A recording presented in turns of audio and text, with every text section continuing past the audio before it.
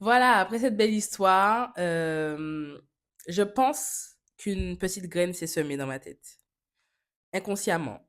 Inconsciemment, la petite graine d'un business est venue. Voilà. Pour parler vraiment du déclic, déjà de base à la fin de cette année-là, j'ai dit à mon responsable, début 2026, il ne faudra plus compter sur moi, je vais partir. Je n'avais pas de plan, hein. Je n'avais clairement pas de plan, mais je savais que j'avais envie de partir. Il fallait que je parte, il fallait que j'aspire à plus grand, voilà, il fallait que je prenne ma vie en main. Le déclic, je l'ai ressenti, mais à mes dépens, hein. C'est vraiment parce que à l'approche de mes 30 ans, du coup, donc l'année dernière, attends, il y a un problème de temps là. Quand le gars, il est venu dans le salon, c'était il y a 2 ans. Ouais, il y a 2 ans. Et là, j'ai 31 ans. Donc, c'est l'année dernière. Bref, ouais, je crois, hein. Bon, désolée si je suis perdue dans les dates, mais c'est ça, en fait. L'année dernière, j'ai eu 30 ans. À l'approche de mes 30 ans, du coup, je sentais que j'étais plus la même. Je sentais que je m'intéressais à de nouvelles choses. Je je saurais pas vous expliquer, hein, mais c'est au plus profond de moi. Bon, durant le montage, je me rends compte que j'ai oublié encore un truc. Euh, donc là, je parlais de... Oui, que je sentais au plus profond de moi que je changeais. Je pourrais pas vous expliquer comment, mais c'était en moi. J'avais l'impression que je changeais. Et à cette même période-là, j'étais tombée sur une interview de Madame Anne Tufigo. Euh, Madame Anne Tufigo, qui est ici présente. On va voir, c'est elle. En fait, c'est une médium. Je sais pas si c'est vraiment le terme, mais c'est une médium, en fait, et elle communique avec les personnes décédées. Elle communique avec les personnes décédées, etc. Donc, euh, elle a une vision autre que ce que les personnes... Et reste focus. Elle a une vision autre de ce que les gens peuvent penser au niveau en rapport avec la mort, etc., etc. Et son interview, c'était sur Légende. Sur Légende, vous pouvez retrouver sur YouTube. J'essaierai de mettre là. Et cette interview m'a marqué. Enfin, elle avait une autre vision de la mort, etc., de l'au-delà, du monde invisible. De là que j'ai commencé à m'intéresser à tout ça. Ce monde-là m'a toujours un peu interpellée, mais j'avais jamais été aux profondeurs du sujet. Et du coup, une fois que j'ai vu son interview, je vous invite à la regarder vraiment. J'ai acheté son livre. Il suffit parfois d'un signe. Et magnifique. Donc ça parle des rêves, synchronicité, prémonition, déjà vu, etc. Donc ça c'est un kiff. J'aime trop cet univers-là. Et du coup, pourquoi je suis intervenue là comme ça? Oui. Du coup, quand j'ai commencé à ça, ben je m'intéressais, j'avais envie de me rapprocher d'une médium ou du quelqu'un qui était connecté à cet univers-là. Et puis un jour, il y a une astrologue qui s'est abonnée à mon compte Instagram. Elle s'est abonnée à mon compte Instagram. Et en ce temps-là, j'avais plein de trucs comme ça, des médiums. Je voyais des médiums par-ci, des médiums par-là. Et puis, il y a une astrologue qui s'est abonnée sur mon compte Instagram. Et je me suis dit, Mélissa, ça, c'est un signe. La vérité. C'est un signe. Donc, j'ai envoyé un message à cette dame. Je lui ai dit, franchement, ça m'intrigue beaucoup parce que je suis vraiment dans cette phase où j'ai besoin de me connecter à ce monde un peu invisible, astrologique, etc. Et vous vous abonnez à mon compte. Est-ce qu'il y a une raison particulière et tout? Et elle me dit, non, non, pas du tout. C'est juste que j'aimais bien le compte et je me suis abonnée. Voilà. Et depuis, bah, j'ai pris contact avec elle, donc j'ai pris une séance avec elle d'astrologie, pardon, astrologie, tarot, etc. Elle a tiré les cartes, elle a regardé les planètes, machin. Je me suis laissé guider vraiment parce que j'avais entièrement confiance. En plus, c'est une antillaise aussi, donc mine de rien, ça donne confiance en fait quand quelqu'un fait partie de ta communauté. Et Et du coup, elle m'a demandé du coup ma date de naissance, l'heure et tout. Et cette dame a confirmé mes doutes. Elle a confirmé le fait que je savais qu'au fond de moi, je pouvais être quelqu'un d'important, quelqu'un d'influence, quelqu'un qui allait percer dans sa vie. Elle a fait que confirmer mes doutes. Voilà. Elle m'a dit qu'effectivement, je disais que non, j'ai pas parlé. Elle me laisse pas parler avant, elle me dit tout et ensuite je pose des questions et ensuite je lui dis si ça me parle et tout. Donc c'est encore mieux. Et cette dame me dit, donc cette fois-ci j'ai noté la date, hein. Donc c'est le 29.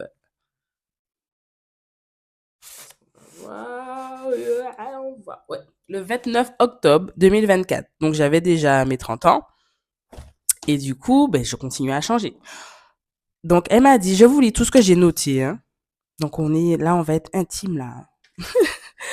Donc j'ai écrit, j'ai contacté une astrologue pour confirmer mes ressentis les plus profonds et j'ai été choquée par la précision de ses propos.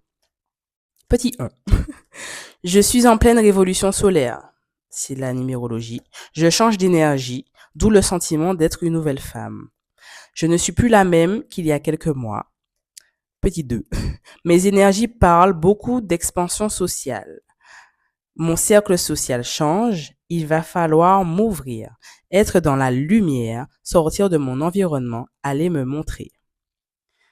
Petit 3. Cette année n'est pas favorable à l'investissement de mon business.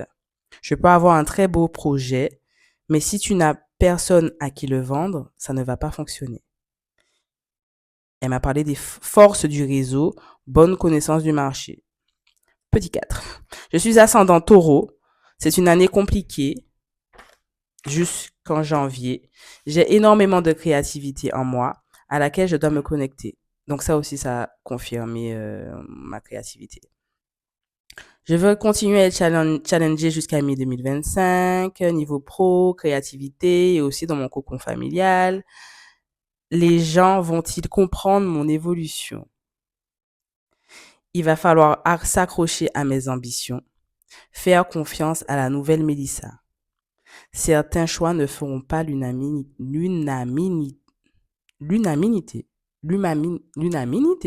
oui. Je vais côtoyer des personnes qui vont m'offrir des opportunités, donc augmentation de mes revenus. Je réfléchis à comment attirer des gens vers moi pour augmenter mes revenus et ça va payer. Ne pas prendre de risques financiers, etc. Je vais rencontrer des difficultés à surmonter. 2025, c'est mon année. Ouais, je confirme. Possibilité de collaboration. J'ai une carte à jouer sur les réseaux sociaux, innovation, singularité au niveau de l'offre. Elle m'a dit de faire du teasing sur ma propre personnalité. Donc c'est à partir de là que j'ai commencé à prendre confiance en moi et de m'afficher sur les réseaux. Donc j'ai créé mon TikTok, etc. Quand j'ai commencé à faire des vidéos, c'était à cette partie-là de ma vie du coup. Parce qu'elle m'avait dit, fais du teasing en fait, teste ta personnalité. Et de là, une fois que les personnes s'accrocheront à ta personnalité, parce que tu es une personne unique, tu ne fais pas comme les autres, et c'est vrai, les personnes peuvent se voilà, c'est nous-mêmes, t'as compris. Et un mot qui m'a marqué, elle m'a dit, je suis une blueprint. Tu sais ce que c'est, toi, blueprint? Moi, je savais pas.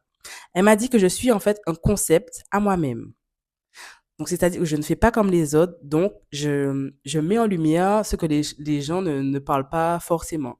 Et c'est tout à fait ça, en fait. C'est tout à fait ça. Donc, c'est un concept à moi seul. Donc, je peux y aller, je peux briller, ça va fonctionner. Elle m'a dit, les gens vont acheter ma personnalité. Euh, Elle m'a dit, un départ est prévu. Donc, mon départ de mon travail. Je suis instable je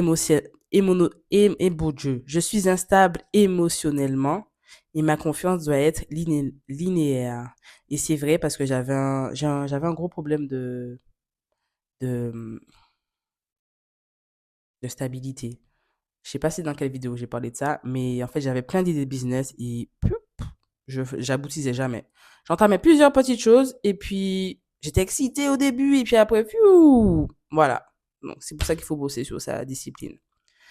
Et voilà. Donc, tout ça pour vous dire que c'est à partir de ce moment-là que j'ai vraiment pris confiance en moi parce elle a confirmé ce que je ressentais au plus profond de moi. Et voilà.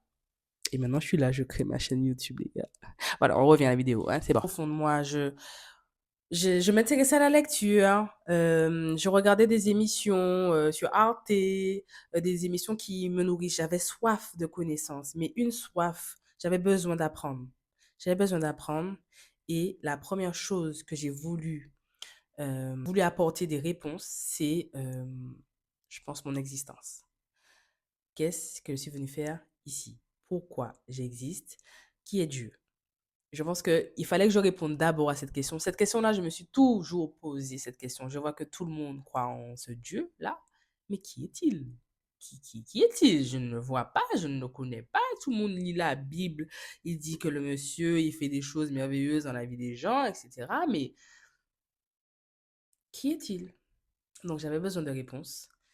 Eh bien, je les ai cherchées, mes réponses. Et je pense que c'est de là que ma soif de connaissances a vraiment augmenté. Parce que j'avais besoin de réponses et je pense que c'est de là que mon cheminement de la reconnexion envers moi-même a commencé.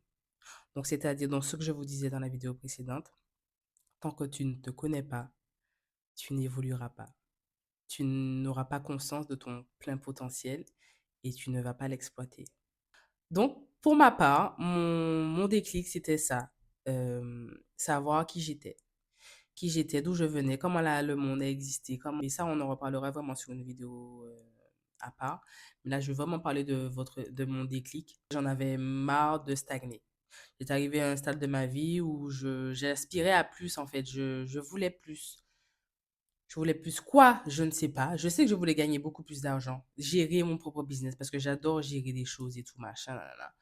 Gérer mon propre business, mais comment, quoi? Aucune idée.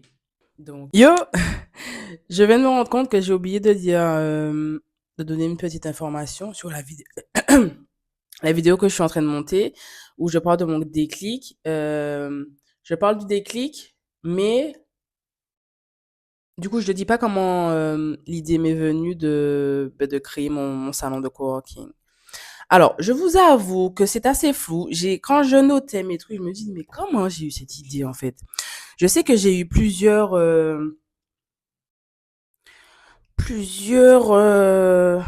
comment je sais plus, mais en tout cas, je sais que de moi-même, je proposais je suis tombée sur une note de mon cahier à l'envers. Le cahier à l'envers, je le notais quand j'étais encore salariée dans le salon où je travaillais. Et je notais des idées pour le développement de ce salon, en fait.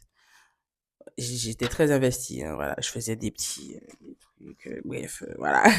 Et et je voulais proposer au patron, justement, pour les, pour les mois calmes, de louer les sièges vacants.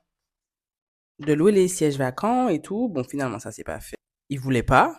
J'avais déjà gardé cette idée-là. Donc, je me suis dit, s'il veut pas, ben, je garde l'idée pour moi.